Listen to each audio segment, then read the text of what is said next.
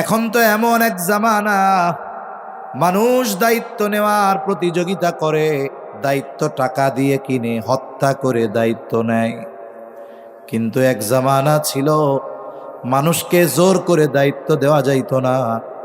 দায়িত্ব নামক এই আমানতের চিন্তা করে এলাকা ছেড়েও মানুষ পালায়া চলে যাইত। হযরতে আবু যর গিফারি রাদিয়াল্লাহু তাআলা আনহু, ওনার ব্যাপারে একবার আলোচনা হয়েছে যে রাষ্ট্রীয় একটি বিষয়ের দায়িত্ব ওনাকে দেওয়া যেতে পারে। এখনো সিদ্ধান্ত হয় নাই, দায়িত্ব দেওয়া হতে পারে। আবু যর গিফারি রাদিয়াল্লাহু তাআলা আনহু অনুপস্থিতিতে এই আলোচনা হয়েছে। আলোচনার মধ্যে যারা ছিলেন তাদের মধ্য থেকে একজন আবু যর গিফারি রাদিয়াল্লাহু তাআলা আনহুকে বলে, ও আবু যর, আজকের মজলিসে আলোচনা হলো রাষ্ট্রের ওই দায়িত্বটা হয়তো তোমাকে দেওয়া হতে পারে, এখনো দেওয়া হয় নাই। আবু যর গিফারি রাদিয়াল্লাহু তাআলা আনহু চিন্তিত হয়ে গেলেন। তিনি চিন্তা করতেছেন, যেহেতু আলোচনা আসছে, যদি দায়িত্ব দিয়েই দেয় তাহলে কেমনটা হবে। এই পেরেশানি আর এই চিন্তায় তিনি রাতের বেলা এলাকা ছেড়ে চলে গেছে। যদি দায়িত্ব দিয়া দেয় তাহলে এই দায়িত্ব কেমনে পালন করব। অথচ এই জামানায় মানুষ দায়িত্ব নেওয়ার জন্য কাড়াকাড়ি করে, দায়িত্ব নেওয়ার জন্য প্রতিযোগিতা করে। মানুষকে দায়িত্বের রাস্তা যেন ক্লিয়ার হয়, এজন্য হত্যা পর্যন্ত করতে পিছু হটে না, ঠিক কিনা বলে। অথচ এই দায়িত্ব আমানত। ইমাম আযম আবু হানিফা রাহমাতুল্লাহি আলাইহি খলিফা মনসুরের সাথে দেখা বাজারের মধ্যে। খলিফা মনসুর ইমাম আবু হানিফা রাহমাতুল্লাহি আলাইহিকে বলে, প্রধান বিচারকের পদ শূন্য, আপনাকে আজকে থেকে প্রধান বিচারক হিসাবে নিয়োগ দেওয়া হলো। সরাসরি নিয়োগ। ইমাম আবু হানিফা রাহমাতুল্লাহি আলাইহি সাথে সাথে প্রস্তাবটা ফিরায় দিয়া বলে, না না, আমি এই দায়িত্ব বহন করতে পারবো না, এই দায়িত্ব নেওয়া আমার দ্বারা সম্ভব নয়। দায়িত্ব দিয়েছে খলিফা, সাথে সাথে ফিরাইয়া দিলেন ইমাম আবু হানিফা। ইমাম আবু হানিফার এই দায়িত্ব ফিরাইয়া দেওয়াটা খলিফার পছন্দ হয় নাই। তার ইগোতে লাগছে, আত্মমর্যাদায় লেগেছে। মানুষ এই দায়িত্ব পাবার জন্য কত আশা করে, আর আমি তাকে দায়িত্ব দিলাম, সে মুখের উপরে ফিরাইয়া দিল। ইগোতে লাগছে, আত্মমর্যাদায় লাগছে। হাতের মধ্যে চাবুক, চাবুকটা নিয়া ইমাম আবু হানিফার গায়ে সজোরে একটা বাড়ি মেরে দিয়েছে। সারা এলাকায় খবর হয়ে গেছে, খলিফা ইমাম আবু হানিফার গায়ে আঘাত করেছে। রাগে ক্ষোভে খলিফা মনসুর রাজপ্রাসাদে ফিরে যায়। খলিফা মনসুরের চাচা বলে, মনসুর, কাজটা তুমি ভালো করো নাই, ইমাম আবু হানিফার কাছে গিয়ে মাফ চাও। মানুষ যখন রাগান্বিত অবস্থায় থাকে অনেক কিছুই করতে পারে, রাগ যখন চলে যায় তখন ওই কাজের জন্য লজ্জিত হয়, অনুতপ্ত হয়, ঠিক কিনা বলেন। অনেক সময় দেখবেন গ্রাম অঞ্চলে হয়, শহরেও হয়, তুচ্ছ কারণে স্ত্রীর সাথে ঝগড়া লাগছে, 14 গোষ্ঠী ধইরা তালাক দিয়া দেয়। আছে না নাই? জোরে বলেন, আছে না নাই? যখন তালাক দেওয়া শেষ, এরপরে একজন আইসা কয়, কামডা করলা কি? এইবার চিন্তা করে, কি করলাম, হায় রে হায়। কিন্তু এই তালাক যখন দিছে তখন ছিল রাগান্বিত অবস্থায়। এই জন্য নবীজিও জানায় দেন, রাগ যখন আসবে, দাঁড়ানো থাকলে বসে পড়বে, বসে থাকলে শুয়ে পড়বে, অজু করবে। যার সাথে রাগ তার সামনে থেকে চলে যাবে, অজু করে নামাজে দাঁড়ায় যাবে। আশা করা যায় রাগের কারণে যেই ক্ষতি হওয়ার সম্ভাবনা ছিল, এই কারণে হয়তো বড় ক্ষতি থেকে বাঁচা যাবে, ক্ষতি থেকে হয়তো বাঁচা যাবে। এজন্য আমরা আজকে থেকে একটা বিষয় মনে রাখবো, যে রাগান্বিত অবস্থায় কখনো সিদ্ধান্ত নিব না। সিদ্ধান্ত নিতে হয় ভেবে চিন্তে, ঠান্ডা মাথায়। ওই সময় তো চাবুক দিয়ে আঘাত করেছে, তখন তো রাগান্বিত অবস্থায় ছিল, এখন তো রাগ নাই। রাগের কারণে চাবুক দিয়া বাড়ি মারতে লজ্জা লাগে নাই, কিন্তু রাগ না থাকার কারণে ক্ষমা চাইতে যাইতে লজ্জা লাগতেছে। কি করবে? খলিফা তার সবচাইতে বিশ্বস্ত মানুষটাকে বললেন, যাও আমার পক্ষ থেকে ইমাম আবু হানিফার কাছে গিয়ে ক্ষমা চাও। সাথে সাথে এক থলে স্বর্ণমুদ্রা দিয়া বলে, যাও খলিফার পক্ষ থেকে এই হাদিয়াটা ইমাম আবু হানিফাকে দিবা। লোকটা চলে গেল, গিয়ে ইমাম আবু হানিফার কাছে বলে, ইমাম, খলিফা তার আচরণের কারণে লজ্জিত ব্যথিত, আপনার কাছে ক্ষমা চেয়েছে, আপনি ক্ষমা করে দেন।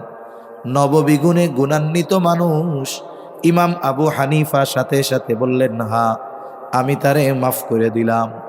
ওই যে লোকটা পাঠাইছে, লোকটা বড় চতুর, জানে যদি আমি সরাসরি বলি খলিফা হাদিয়া দিছে, তিনি নিবেন না। একটু চালাকি কইরা বলে, আপনি যে ক্ষমা করলেন আমি শুনলাম, খলিফা বুঝবো কেমনে? এই যে আপনার জন্য এক থলে স্বর্ণ মুদ্রা দিয়েছে, এই স্বর্ণ মুদ্রা যদি আপনি গ্রহণ করেন তাহলে এই খলিফা নিশ্চিত হবে আপনি তাকে ক্ষমা করেছেন। নেন, খলিফার পক্ষ থেকে আপনি এই হাদিয়া গ্রহণ করেন। স্বাভাবিক মাসালা কি? বলে হাদিয়া দেওয়া নেওয়া উভয়টাই সুন্নাত। এখন মনে করেন এটা তো সুন্নাত, ঠিক আছে, আমি বুঝলাম যে আমারে এক লোক হাদিয়া দিছে চুরি করে আইনা। সুন্নাত হইলেও এই চুরি করে এনে দেওয়া হাদিয়া এটা গ্রহণ করা যাবে? জোরে বলেন, যাবে? গ্রহণ করার সুযোগ নাই। শুনুন, ঢাকাতে আছে, এখন মনে হয় জেলা শহরগুলোতেও আছে, অনেক জায়গায় আছে, চুরাই মাল জিনিস বিক্রি হয়, চুরাই জুতা বিক্রি হয়, চোরাই মোবাইল বিক্রি হয়। মোটামুটি সেকেন্ড হ্যান্ড মার্কেট বলে ঠিক, কিন্তু ওই জায়গায় যা বিক্রি হয় এগুলো অধিকাংশ চোরাই। এই সব জায়গা থেকে কম দামে ভালো পণ্য পাওয়ার আশায় এখান থেকে পণ্য কেনা জায়েজ নাই। এর দ্বারা কি হলো?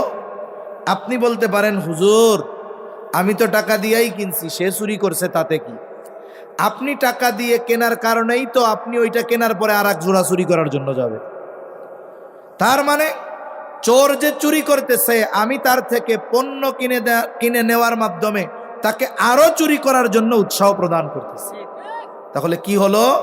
চুরি করবে ও, চোরের গুনাহ হবে আমার।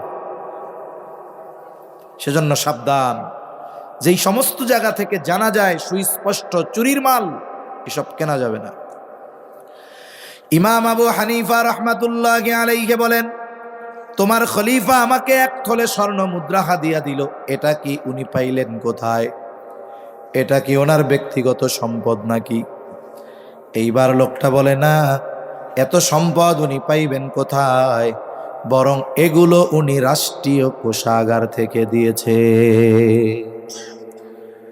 রাষ্ট্রীয় কোষাগার, এইখানের সম্পদ কোনো ব্যক্তি নয়, এইখানের সম্পদ কোনো শাসক নয়, বরং রাষ্ট্রের সম্পদের মূল মালিক হলো জনগণ। রাষ্ট্রের টাকায়, প্রতিটা টাকায় দেশের প্রতিটা মানুষের হক আছে। এইবার ইমাম আবু হানিফা বলেন, না না, এটা ফিরায় নিয়ে যাও, আর খলিফাকে বলবা তাকে এই সম্পদ যাকে খুশি তাকে হাদিয়া দেওয়ার জন্য দায়িত্ব দেওয়া হয় নাই, বরং এই দায়িত্ব পালনের জন্য তাকে যেই সম্মানী ভাতা দেওয়া হয়, এর বাইরে রাষ্ট্রীয় সম্পদ থেকে একটি টাকাও ব্যক্তিগত কাজে ব্যবহার করার অনুমতি নাই। এটা তার জন্য দায়িত্ব, আমানত। রাষ্ট্রের সম্পদ সে যাকে খুশি তাকে দিতে পারবে না। হাদিয়া যদি দিতে মন চায়, দিতে হবে নিজের পয়সা থেকে, আর এটা রাষ্ট্রের পয়সা, এটা হেফাজত করার দায়িত্ব তার, এই দায়িত্ব তার কাছে আমানত। লোকটাকে একটু কড়া কথা বলছে, ধমক দিছে, লোকটা চলে গেছে খলিফার কাছে। খলিফার কাছে গিয়ে বলে, খলিফাতুল মুসলিমিন, ইমাম আবু হানিফা আপনারে খেয়ানতকারী বলছে। কারণ কিছু মানুষ আছে ছোট্ট কথাটাকে মিথ্যার প্রলেপ লাগায়া এটাকে আরো বড় কথা বানায়া তুলে। আপনাকে খেয়ানতকারী বলছে, হাদিয়া তো নেয় নাই। খলিফা এবার প্রচন্ড রাগান্বিত হয়ে গেলেন, ফোর্স পাঠায় দিছে, যাও কত বড় স্পর্ধা! আমাকে খেয়ানতকারী বলে, আটকাও জেলখানার মধ্যে। ঐতিহাসিকেরা বলে প্রতিদিন ইমাম আবু হানিফাকে চাবুক দিয়ে আঘাত করা হতো, আর বলা হতো তুমি যদি প্রধান বিচারকের দায়িত্ব গ্রহণ করো ছেড়ে দেওয়া হবে। ইমাম আবু হানিফা চাবুকের আঘাত সহ্য করেছে, তবু প্রধান বিচারকের দায়িত্ব গ্রহণ করে না। ঐতিহাসিকদের থেকে দুইটা বর্ণনা পাওয়া যায়। ইমাম আবু হানিফা জুলুমে অত্যাচারে যখন দুর্বল হয়ে গেছে, কিন্তু নিজের অবস্থার উপরে অনড়, খাবারে বিষ প্রয়োগ করে ইমাম আবু হানিফাকে হত্যা করা হলো। আর এক বর্ণনা, তিনি যখন প্রচণ্ড অসুস্থ, ওনাকে গৃহবন্দী করে ফেলা হলো। এখন তিনি ঘরে অবস্থান করেন, ওই অবস্থাতেই তিনি ইন্তেকাল করেন। ওনার শাগরেদ ছাত্ররা জিজ্ঞাসা করে, ওস্তাদ, যেই কারণে আপনার উপরে এত জুলুম, এত অত্যাচার, অথচ ওই দায়িত্ব নেওয়ার মতো সব যোগ্যতা আল্লাহ আপনাকে দিয়েছেন, আপনি এর পরেও কেন দায়িত্ব নিলেন না? ইমাম আবু হানিফা জবাব দিয়েছিলেন, শোনো, যেই দায়িত্ব আমি নেই নাই, ওই দায়িত্বের ব্যাপারে আল্লাহ আমাকে জিজ্ঞাসা করবে না, কিন্তু দায়িত্ব নেবার পর যদি আমার দ্বারা কোনো ত্রুটি বিচ্যুতি হয়ে যায়, কিয়ামতের দিন আল্লাহর সামনে খেয়ানতের বোঝা নিয়ে উপস্থিত হওয়া লাগবে। এই ভয়ে দায়িত্ব নেই নাই। আবু দাউদের এক বর্ণনা, নবীজি বলেন, তোমাদের কাউকে যখন কোনো রাষ্ট্রীয় দায়িত্ব দেওয়া হয়, কেউ যদি ওই দায়িত্বের সুচ পরিমাণ খেয়ানত করে, সুচ পরিমাণ, একটা সুচের দাম কয় লাখ টাকা? হ্যাঁ, কয় টাকা? 1 টাকা বা 2 টাকা? নবীজি বলেন, কেউ যদি ওই সুচ পরিমাণ খেয়ানত করে, কিয়ামতের দিন ওই ব্যক্তি খেয়ানতের বোঝা নিয়ে আল্লাহর সামনে হাজির হয়ে যাবে। এজন্য আপনাদেরও বলি, রাষ্ট্রীয় দায়িত্ব হোক, সরকারি দায়িত্ব হোক, বেসরকারি দায়িত্ব হোক, যে যেই দায়িত্ব পালন করবে, ওই দায়িত্বটাকে মনে করতে হবে আমানত। 3 নাম্বার, কথাও আমানত হয়। নবীজি সাল্লাল্লাহু আলাইহি ওয়াসাল্লাম বলেন, ইদা হাদ্দাসার রাজুলু থুম্মা ইলতাফাতা ফাহিয়া আমানাতুন। যখন কোনো ব্যক্তি কথা বলে আর এদিকে সেদিকে তাকায়, ফাহিয়া আমানাতুন, ওই কথাটাও আমানত হয়ে যায়। কেউ যদি আমার আপনার কাছে এমন কোনো কথা বলে, যেই কথা যদি অন্য কেউ জানতে পারে, তার সম্মান নষ্ট হবে, তার ইজ্জতের হানি হবে, বলে এই ধরনের কথা গোপন রাখা এটা আমানত। যদি কথা এমন হয় যেই কথা গোপন করলে মানুষের ক্ষতি হবে, ইসলামের ক্ষতি হবে, রাষ্ট্রের ক্ষতি হবে, বলে এই ধরনের কথা বলে দেওয়াটাই জরুরি। আচ্ছা, এইখানে নামাজ তো 4:15 ছিল, আজকে 4:30 হবে, সমস্যা নেই তো ইনশাআল্লাহ? এজন্য আমরা চিন্তা করব না যে হুজুর যে শুরু করছে মনে হয় শেষই করবে না, শেষ তো করতে হবে। আসরের নামাজটা 4:30 হবে ইনশাআল্লাহ। আমি 4:15 মধ্যেই আমার আলোচনা শেষ করে দিব, এরপরে ইনশাআল্লাহ নামাজ হবে, পেরেশানির কোনো কারণ নেই। তাহলে কথাও আমানত হয়, কিন্তু আমাদের খাসলাত, আমাদের অভ্যাস হইল, যদি কেউ কোনো কথা বলার পরে এই কথা বলে, ভাই আপনাদের কি কোনো অসুবিধা হইতেছে? তাইলে নামাজের কথা বললাম না, আগের থেকেই প্রস্তুতি নেওয়ার জন্য উঠতেছেন। আমি কি কোনো খারাপ কথা বলতেছি? অনুপকারী কথা হইতেছে? নাকি মাইক গরম বানায় ফেলতে হবে, চিল্লাইতে হবে এখন? শুধু কিছু নেওয়ার জন্য আসছি আমরা, হ্যাঁ, কিছু জানার জন্য আসছি, জীবন পরিবর্তনের খেয়াল আছে। তাইলে যদি জরুরত না থাকে কেন এইভাবে উঠেন? আল্লাহু আকবার।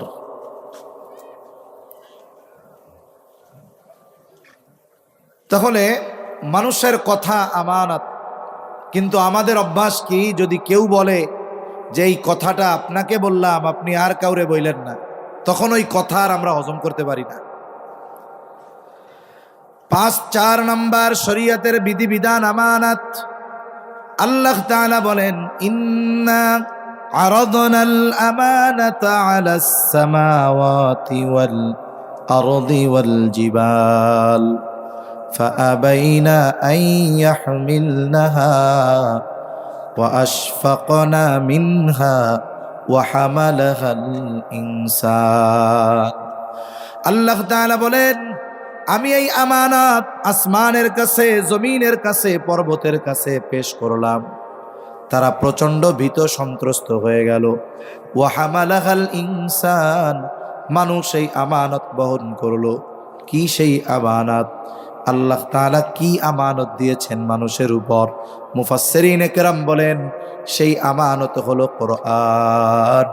কেউ কেউ বলেন সেই আমানত হলো শরীয়তের বিধিবিধান। সেই আমানত আমাদের উপরে আছে। আল্লাহ তাআলার যত আদেশ আছে সব আদেশ আমাদের উপরে আমানত।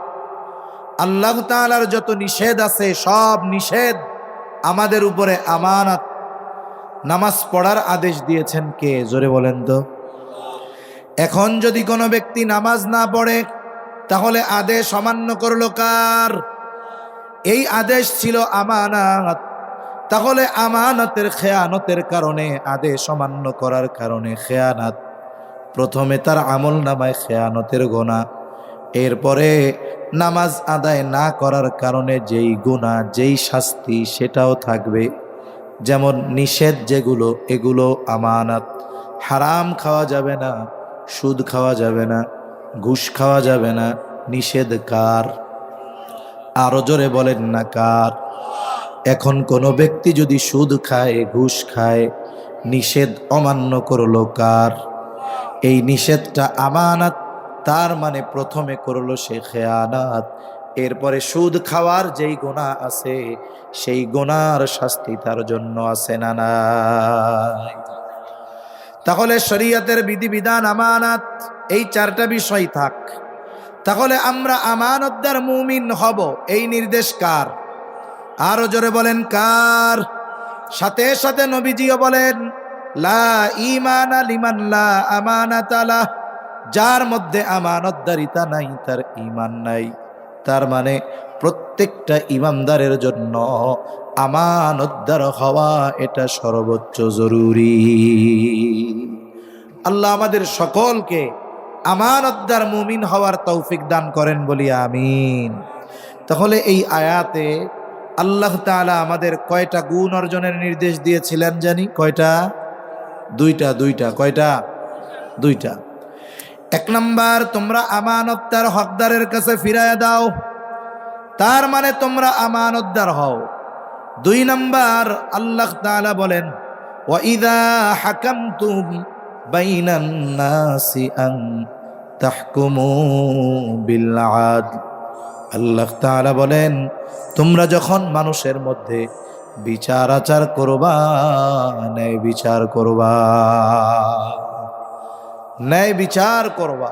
বলতে পারেন হুজুর আমরা ন্যায় বিচার করব, আমরা কি আর কোনোদিন বিচারক হইতে পারবো? শুনুন, মানুষ জীবনের কোনো না কোনো সময় বিচারকের ভূমিকা পালন করে। কেমনে? ঘরে যদি কারো দুইটা সন্তানের মধ্যে দ্বন্দ্ব লাগে, বাবা বিচারক, তাহলে এই যে বাবা পারিবারিকভাবে বিচারকের দায়িত্ব পালন করতেছে। অনেক সময় সমাজের মধ্যে যদি কোনো বিশৃঙ্খলা বা দ্বন্দ্ব হয়, সমাজের নেতৃত্ব, স্থানীয় মানুষগুলো বিচারকের ভূমিকা পালন করে কি করে না? এই যে সামাজিকভাবে বিচারক। আবার আল্লাহ তাআলা অনেককে রাষ্ট্রীয়ভাবে বিচারকের দায়িত্ব দেন। এক কথায় বিচারক পারিবারিকভাবে হোক, সামাজিকভাবে হোক, রাষ্ট্রীয়ভাবে হোক, আমাদেরকে সুন্দর দুইটা গুণ অর্জনের নির্দেশ দিয়েছেন। কয়টা গুণ? জোরে বলেন না কয়টা? দুইটা গুণ। এবং এই দুইটা গুণ সুন্দর গুণ বলে আল্লাহ তাআলা নিজেই অভিহিত করেছেন। ইমাম শাফিঈ রহমাতুল্লাহি আলাইহি তিনি বলেন এই দুইটা গুণ এমন দুইটা গুণ, যদি কোনো মানুষ এই দুইটা গুণ অর্জন করে, যে অর্জন করে সে সুন্দর মানুষে পরিণত হয়ে যায়, সৌভাগ্যবান মানুষে পরিণত হয়ে যায়। এই দুইটা গুণ এমন গুণ, যদি কোনো সমাজের মানুষ এই দুইটা গুণ অর্জন করতে পারে তাহলে ওই সমাজের মানুষ বড় সৌভাগ্যবান মানুষ হয়ে যায়। যদি কোনো জাতি এই দুইটা গুণ অর্জন করতে পারে ওই জাতি বড় সৌভাগ্যবান জাতিতে পরিণত হয়ে যায়। যেই দেশের শাসক এই দুইটা গুণে গুণান্বিত হয় ওই দেশের মানুষ বড় সৌভাগ্যবান, সাথে সাথে শাসক তো সৌভাগ্যবানই।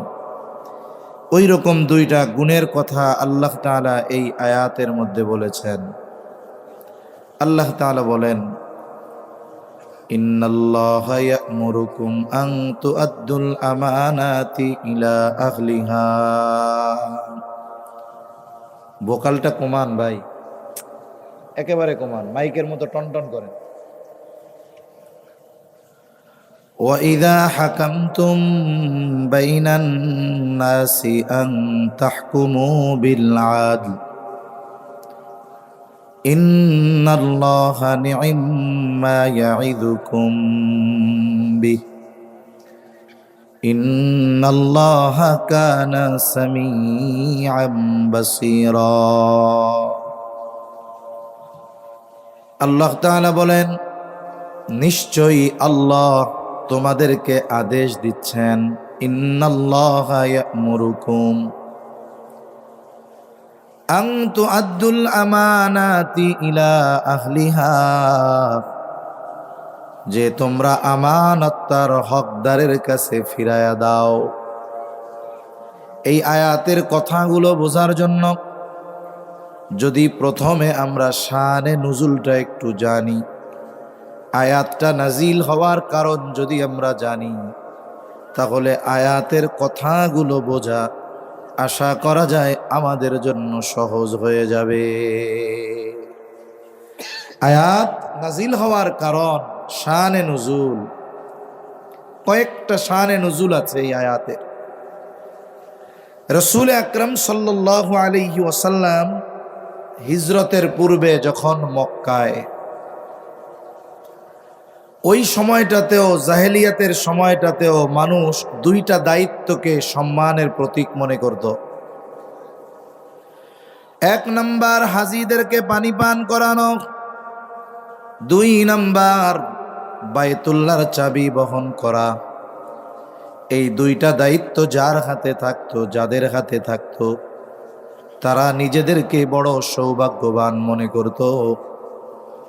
ওই সময়টাতে বাইতুল্লাহর চাবি বহনের দায়িত্ব ছিল যেই ব্যক্তির হাতে, তার নাম ছিল ওসমান ইবনে তালহা। ওসমান ইবনে তালহার হাতে চাবি বহনের দায়িত্ব। তিনি প্রতি সোম এবং বৃহস্পতিবার বাইতুল্লাহর দরজা খুলে দিতেন। মানুষেরা ঢুকতো, ভেতরে যাইত, ইবাদত করত, আবার বের হয়ে গেলে বন্ধ করে দিত। যদি কোনো ব্যক্তির একান্তই একাকী বাইতুল্লাহর ভিতরে যাওয়ার ইচ্ছা হতো, ওসমান ইবনে তালহার কাছ থেকে চাবি চেয়ে বাইতুল্লাহর দরজা খুলে তিনি ভেতরে প্রবেশ করতেন, ইবাদত বন্দেগী করতেন, চাবি আবার তালহার হাতে ফিরায় দিত। হিজরতের কিছুদিন পূর্বে নবীজি সাল্লাল্লাহু আলাইহি ওয়াসাল্লাম ইচ্ছা পোষণ করলেন যে তিনি একটু একাকী নিভৃতে বায়তুল্লাহর ভেতরে যাবেন। ওসমান ইবনে তালহার কাছে চাবি চাওয়া হলো। নবীজি যখন ওসমান ইবনে তালহার কাছে চাবি চাইলেন, ওসমান ইবনে তালহা নবীজিকে চাবি তো দিলই না, বরং নবীজি সাল্লাল্লাহু আলাইহি ওয়াসাল্লামকে কুটুক্তি করে বিভিন্ন ধরনের কথা বলতে লাগলো। নবীজি সাল্লাল্লাহু আলাইহি ওয়াসাল্লাম তখন বললেন, ওসমান, আজকে আমি চাবি চাইলাম, তুমি আমাকে চাবি দিলা না, কিন্তু অচিরেই এমন একটা সময় আসবে যখন এই চাবি আমার হাতে থাকবে এবং ওই দিন আমি যাকে খুশি তাকেই চাবি বহনের দায়িত্ব দিব। যদিও ওই সময়টা পর্যন্ত মনে হচ্ছিল এটা সম্ভব নয়, তবে ওসমান ইবনে তালহা হুদায়বিয়ার সন্ধির পরে ঈমান এনেছিলেন, তিনিও বর্ণনা করেছেন। যদিও ওই সময়টাতে মনে হচ্ছিল এটা সম্ভব নয়, এই কারণে ওসমান ইবনে তালহা বলল, মুহাম্মদ, যদি কোনোদিন এমনটা হয়ে যায় যে বাইতুল্লাহর চাবি আমার হাত থেকে তোমার হাতে চলে যায়, সেই দিন কুরাইশদের মান সম্মান বলে আর কিছুই বাকি থাকবে না। নবীজি সাল্লাল্লাহু আলাইহি ওয়াসাল্লাম বলেন, না ওসমান, না না, যেই দিন বাইতুল্লাহর চাবি আমার হাতে আসবে, আল্লাহ তাআলা ওই দিন কুরাইশদের সম্মান মর্যাদা আরো বহু গুণে বাড়ায়া দিবে। যদিও ওই সময়টাতে এটা মনে হচ্ছিল অসম্ভব, কিন্তু এটা যে হবে এই কথা যিনি বলেছেন, তিনি গোটা হায়াতে একটা মিথ্যা কথা তো বহুদূর, অপ্রয়োজনীয় একটা কথাও তিনি বলেন না। নবীজি সাল্লাল্লাহু আলাইহি ওয়াসাল্লাম তার গোটা হায়াতে, নবুয়তির আগে কিবা পরে, কোনোদিন একটা মিথ্যা কথা তো বহুদূর, অপ্রয়োজনীয় কথাও আমার আপনার নবীজি বলেন নাই। এজন্য কাফেররা আমার আপনার নবীজির উপাধি দিয়েছিল আস-সাদিক, সত্যবাদী, আল আমিন, আমানতদার। ওসমান ইবনে তালহা ঈমান আনার পরে বর্ণনা করতেছেন, তিনি বলেন, যদিও ওই সময়টাতে মনে হচ্ছিল এটা অসম্ভব, কিন্তু এই কথাটা যিনি বলছে, তিনি তো গোটা হায়াতে একটা মিথ্যা কথাও বলেন নাই। ওই সময় থেকেই আমার দিলের মধ্যে, আমার অন্তরে এই বিশ্বাস ঢুকে গেছে, হয়তো অচিরেই কোনো দিন এই বাইতুল্লাহর চাবি মুহাম্মাদের হাতে চলে যাবে। নবীজি সাল্লাল্লাহু আলাইহি ওয়াসাল্লাম মক্কা থেকে মদিনায় হিজরত করলেন। একটা সময় বাইতুল্লাহর চাবি নবীজির হাতে আসলো, মক্কা বিজয় হয়ে গেল, নবীজির হাতে চাবি। ওই সময়ও কিন্তু ওসমান ইবনে তালহার কাছে চাবি ছিল, যদিও তিনি তখন ইমানদার। হযরত আলী রাদিয়াল্লাহু তাআলা আনহু গিয়ে ওসমান ইবনে তালহারে বলে, চাবিটা আমার কাছে দিয়ে দাও। ওসমান ইবনে তালহা চাবি দিতে চায় না। আলী রাদিয়াল্লাহু তাআলা আনহু জোর করে তার কাছ থেকে চাবি ছিনায়া নিয়ে নবীজির হাতে তুলে দিলেন। নবীজি সাল্লাল্লাহু আলাইহি ওয়াসাল্লাম বাইতুল্লাহর দরজা খুললেন, ভেতরে ঢুকলেন, যত মূর্তি ছিল এইগুলাকে তিনি ভাঙলেন। এরপরে বাইতুল্লাহর ভেতরটা পরিষ্কার করা হলো। আমরা ছোটবেলায়ও বইয়ের মধ্যে পড়েছি, আপনারাও জেনেছেন, 360টা মূর্তি বাইতুল্লাহর ভিতরে ছিল। নবীজি সবগুলোকে ভেঙেছেন, বের করেছেন, পরিষ্কার করেছেন। এইবার বাইতুল্লাহর চত্বরে নবীজি বসা। নবীজির হাতে চাবি। ওসমান ইবনে তালহা চিন্তা করে, এই চাবি আর আমার হাতে আসবে না, কারণ ওই যে নবুয়তির হিজরতের আগে আমি তো নবীজি চাবি চাইছিল, দেই নাই, আজকেই তো হয়তো সেই দিন। নবীজি পরামর্শ করতেছেন চাবিটা কি করা যায়। নবীজির চাচা আব্বাস রাদিয়াল্লাহু তাআলা আনহু বলেন, ইয়া রাসূলুল্লাহ, যেহেতু হাজীদের পানি পান করানোর দায়িত্ব আমাদের, এখন থেকে বাইতুল্লাহর চাবি বহনের দায়িত্ব আমাদের মধ্যে কাউকে দিয়ে দেওয়া হয়। কুরাইশ বংশের কারো কাছে দিয়ে দেন এই চাবি বহনের দায়িত্ব। আল্লাহ রাব্বুল আলামিন চাইলেন ভিন্ন কিছু। আল্লাহ রাব্বুল আলামিন নবীজি সাল্লাল্লাহু আলাইহি ওয়াসাল্লাম কোন সিদ্ধান্ত দেওয়ার আগে এই আয়াত নাজিল করেন। আল্লাহ তাআলা বলেন, ইন্নাল্লাহা ইয়া'মুরুকুম আন তুআদ্দুল আমানাতি ইলা আহলিহা। এই আয়াতে দায়িত্বকে আমানত বলা হয়েছে। এজন্য আল্লাহ তাআলা বলেন, ও হাবিব, কেমন যেন নবীজি বলতেছে যে এই চাবি বহনের দায়িত্ব আপনি হকদারের কাছে ফিরায়া দেন। হকদার কাকে বলছে? এতকাল ব্যাপী যার হাতে বাইতুল্লাহর চাবি ছিল তার কাছেই আপনি ফিরায়া দেন। এই জায়গায় আমার আপনার নবীজির ক্ষমা মহানুভবতাকে আল্লাহ তাআলা আরো বড় করে ফুটায় তুললেন। কারণ কেউ যদি কাউকে ব্যক্তিগতভাবে আক্রমণ করে, প্রতিশোধ নেওয়ার ক্ষমতা থাকার পরেও সে যদি ক্ষমা করে দেয়, এর চাইতে বড় দারাজ দিলওয়ালা আর কেউ হতে পারে না। সামগ্রিকভাবে যখন কোনো জুলুম হয়, এটা ব্যক্তির ক্ষমা করার অধিকার নেই। কিন্তু কেউ যদি আমার উপরে জুলুম করে বা আপনার উপরে ব্যক্তিগতভাবে জুলুম করে, আপনাকে কষ্ট দেয়, প্রতিশোধ নেওয়ার ক্ষমতা আছে এবং এই প্রতিশোধ নেওয়ার বৈধতা আছে, এরপরেও সুযোগ থাকার পরেও আপনি তাকে মাফ করে দিলেন।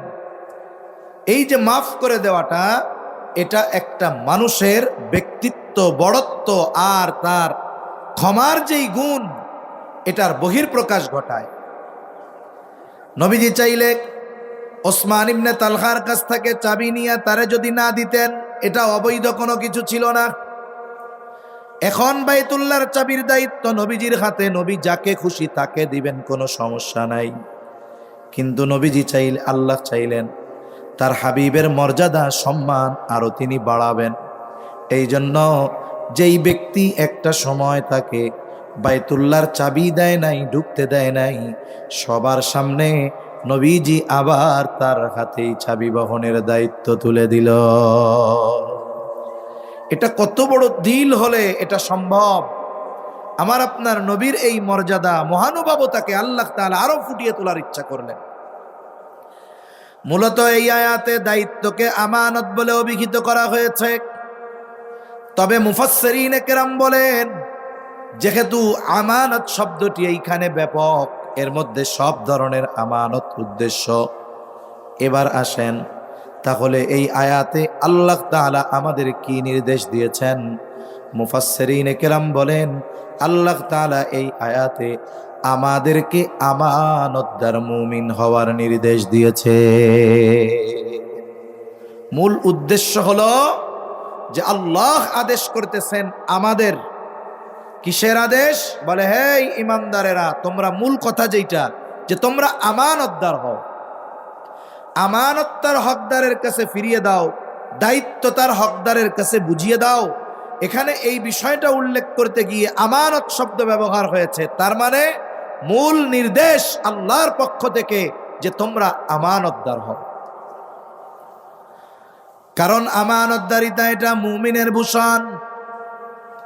আমানতের খেয়ানত করা এটা মুনাফিকের আলামত। নবীজি সাল্লাল্লাহু আলাইহি ওয়াসাল্লাম জানায় দেন, আমানতদারিতা এমন একটা গুণ যেটা ঈমানের সাথে সম্পৃক্ত। একজন মানুষ, অনেক গুণ আছে যেগুলো অর্জন করলে তার ব্যক্তিত্ব বাড়ে, মর্যাদা বাড়ে, গ্রহণযোগ্যতা বাড়ে। কিন্তু আমানতদারিতা এমন এক গুণ, যেই গুণ শুধু মানুষের ব্যক্তিত্ব বাড়ায় এমন নয়, বরং এই গুণটার সম্পৃক্ততা সরাসরি ঈমানের সাথে। এজন্য আমানতদারিতার ব্যাপারে নবীজি সাল্লাল্লাহু আলাইহি ওয়াসাল্লাম বলেন, লা ঈমানা লিমান লা আমানাতা লাহ। নবীজি সাল্লাল্লাহু আলাইহি ওয়াসাল্লাম বলেন, যার মধ্যে আমানতদারিতা নাই তার ঈমান নাই।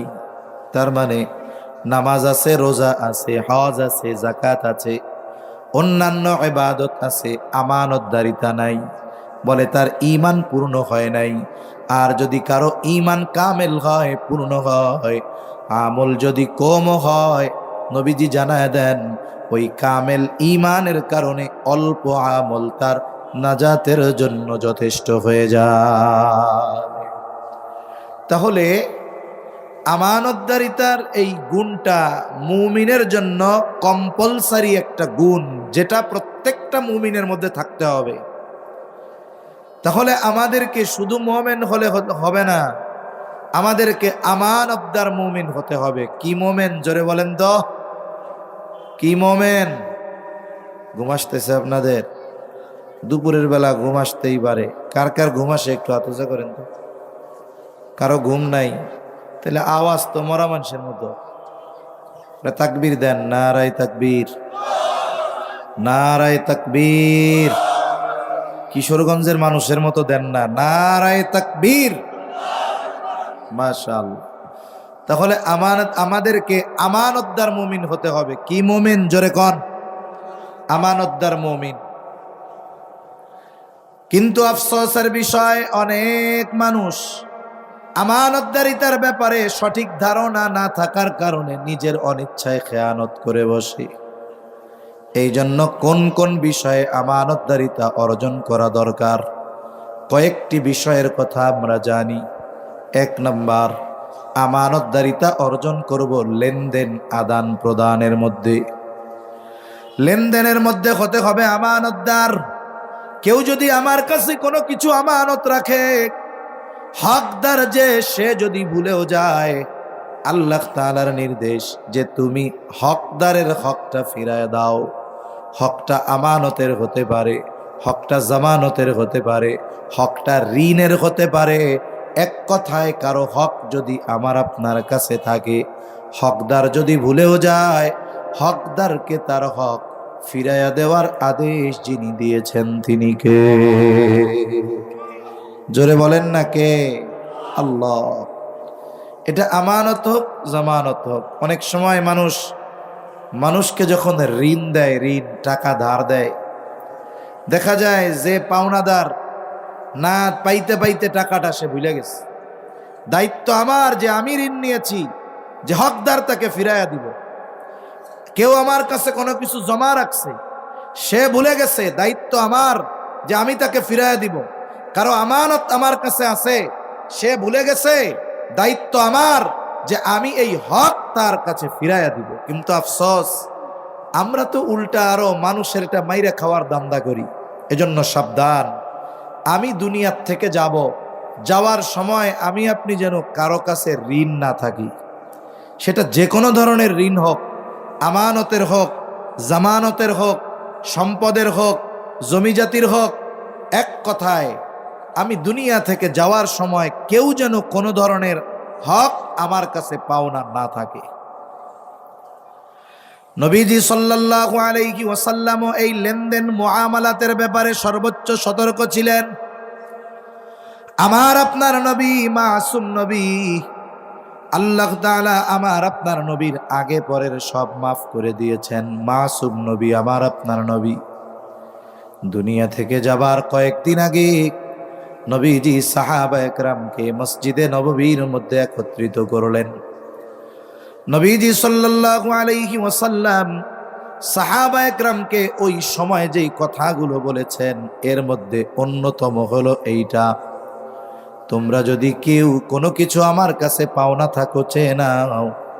আমি চাই না কেউ আমার কাছে কোনো কিছু পাওনা থাকবে আর এই অবস্থায় আমি আল্লাহ তাআলার সাথে মিলিত হব।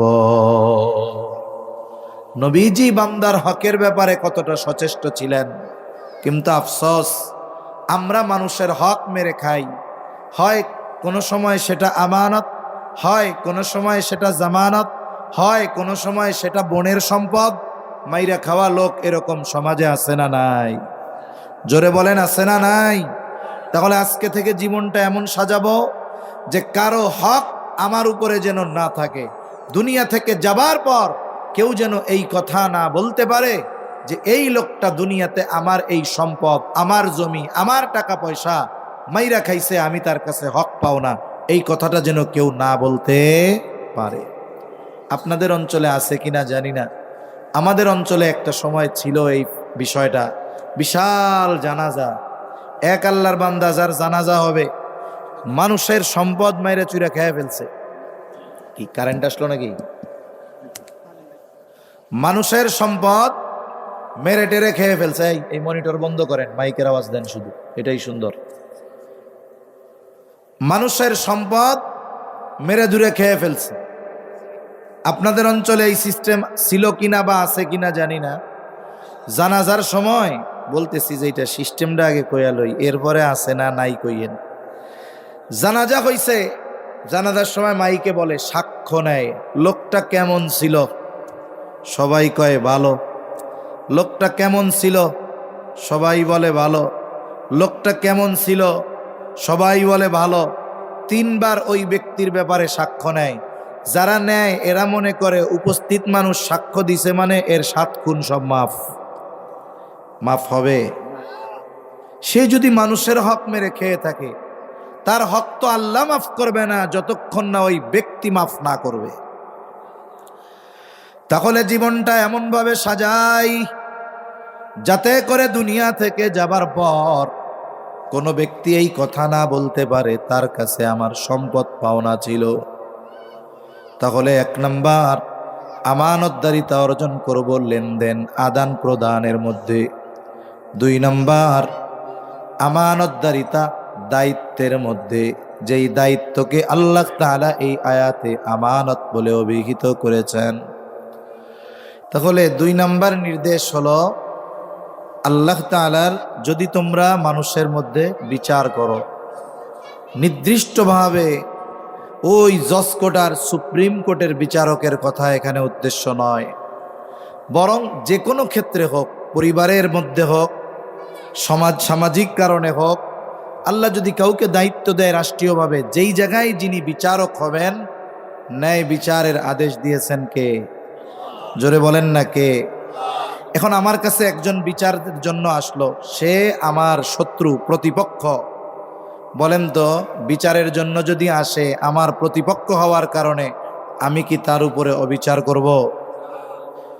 আল্লাহ তাআলা বলেন, ওয়ালা ইয়াজরিমান্নাকুম শানাআনু কওমিন আলা আল্লা তা'দিলু ই'দিলু হুয়া আকরাবু লিত্তাকওয়া। আল্লাহ তাআলা বলেন, কোন সম্প্রদায়ের উপরে বিদ্বেষের কারণে তুমি তাদের উপরে অবিচারের ব্যাপারে প্ররোচিত হবা না। ওই ধরনের মানুষও যদি বিচারের জন্য আসে, শত্রুও যদি আসে, ওই শত্রুর ব্যাপারে ন্যায় বিচারের আদেশ দিয়েছেন কে? বাবা যদি সন্তানদের মধ্যে অবিচার করে তাহলে বাবাও অবিচারক, এর শাস্তি কিয়ামতের দিন হবে। এই জন্য আল্লাহ তাআলা বলেন, যেই আমার আপনার কাছে বিচারের জন্য আসুক না কেন, ন্যায় বিচার করব। আবার যদি কখনো আমি বিচার প্রার্থী হই, রায় যদি আমার বিপক্ষে যায়, খবরদার এই ন্যায় বিচার মেনে নিব যদিও রায় আমার বিপক্ষে চলে যায়। এই টেন্ডেন্সি, এই চিন্তা যদি আমাদের মধ্যে আসে ন্যায় বিচার করার, ন্যায় বিচার মেনে নেওয়ার, তাহলে মানুষের জীবন সুন্দর হয়ে যাবে। ওই যে আল্লাহ তাআলা 2টা গুণের কথা বললেন, কি যে তোমরা আমানতদার হকদারের কাছে ফিরায় দাও, উদ্দেশ্য হলো তোমরা আমানতদার হও। 2 নাম্বার, মানুষের মধ্যে বিচার আচার করবা, যখন ন্যায় বিচার করবা তার মানে তোমরা ন্যায়পরায়ণ হও। এই 2টা গুণ অর্জনের আদেশ আল্লাহ দেওয়ার পরে কি বলেন? আল্লাহ বলেন, ইন্নাল্লাহা নি'ম্মা ইয়া'iদুকুম বিহ, নিশ্চয়ই আল্লাহ তোমাদের কতই না সুন্দর ওয়াজ করলেন। তার মানে আমানতদারিতা আর ন্যায়পরায়ণতা, এই 2টা বিষয়কে সুন্দর বলছেন কে? তার মানে ইমাম শাফিঈ রাহমাতুল্লাহি আলাইহি এই আয়াতের এই কথার আলোকেই বলেন, এই 2টা গুণ যে অর্জন করে সে প্রকৃতপক্ষে আল্লাহর কাছে সুন্দর বলে বিবেচিত হয়ে যায়। আমরা সুন্দর মানুষ হইতে চাই না আল্লাহর কাছে? দুনিয়ার মানুষ মিয়া আমারে যদি সব বালা কয়, আমি যদি আমার রবের কাছে খারাপ হই, ওই বালোর কোনো দাম আছে? আমার আল্লাহ বলতেছে যে আল্লাহ তোমাদের কতই না সুন্দর ওয়াজ করলো। তার মানে আল্লাহ বলেন, বান্দা 2টা গুণ তো সুন্দর, তুমি অর্জন করো, তাহলে তুমিও আমি আল্লাহর কাছে সুন্দর হয়ে যাবা। সুবহান। এরপরে আল্লাহ তাআলা বলেন, ইন্নাল্লাহা কানা সামিআম বাসীরা। কেমন যেন আল্লাহ তাআলা বলে, ও গোলাম, এত সুন্দর 2টা বিষয়ের ওয়াজ করলাম, উপদেশ দিলাম, এখন তুমি এই 2টা গুণে গুণান্বিত হও নাকি না হও, আমি আল্লাহ কিন্তু এটা দেখি। সাথে সাথে এই 2টা গুণ নিয়ে, 2টা বিষয় নিয়ে তুমি কি আলোচনা সমালোচনা করো, আমি আল্লাহ কিন্তু এটাও শুনি। কেন দেখি, কেন শুনি? আল্লাহ তাআলা বলেন, ইন্নাল্লাহা কানা সামিআন বাসীরা, নিশ্চয়ই আল্লাহ তাআলা সর্বশ্রোতা সর্বদ্রষ্টা। আজকে আমরা যারা শুনলাম, আজকে থেকে আমরা দৃঢ় প্রতিজ্ঞাবদ্ধ হই, আল্লাহ তাআলা যেই সুন্দর দুইটা গুণের কথা আমাদের বলছেন, আমরা এই সুন্দর দুইটা গুণ অর্জন করি। শুনুন, চামড়ার সৌন্দর্য এক সময় নষ্ট হয়ে যায়, কিন্তু আমরা যদি এই দুই গুণ অর্জন করে আমাদের আখলাককে সুন্দর করতে পারি, তাহলে এই চরিত্রের সৌন্দর্যতা, এটা মানুষ বৃদ্ধ হয়ে গেলেও নষ্ট হয় না, বুড়াও হয় না। সাথে সাথে এই দুইটা গুণ মানুষকে আল্লাহর কাছে সম্মানিত বানায়া দেয়। আমানতদার যেমন সম্মানিত, ন্যায় বিচার যারা করে তাদের ব্যাপারে নবীজি বলেন, কিয়ামতের দিন যারা দুনিয়ায় ন্যায় বিচার করত, ন্যায় বিচার করবে, কিয়ামতের দিন আল্লাহর পাশে তাদের বসার জন্য মতির চেয়ারের ব্যবস্থা আল্লাহ তাআলা করবেন। আল্লাহ তাআলা আমাদের সকলকে গুরুত্বপূর্ণ এই দুইটা গুণ অর্জন করার তৌফিক দান করেন। সকলে বলি আমিন। ওয়া আখিরু দাওয়ানা আনিল হামদুলিল্লাহি রাব্বিল আলামিন।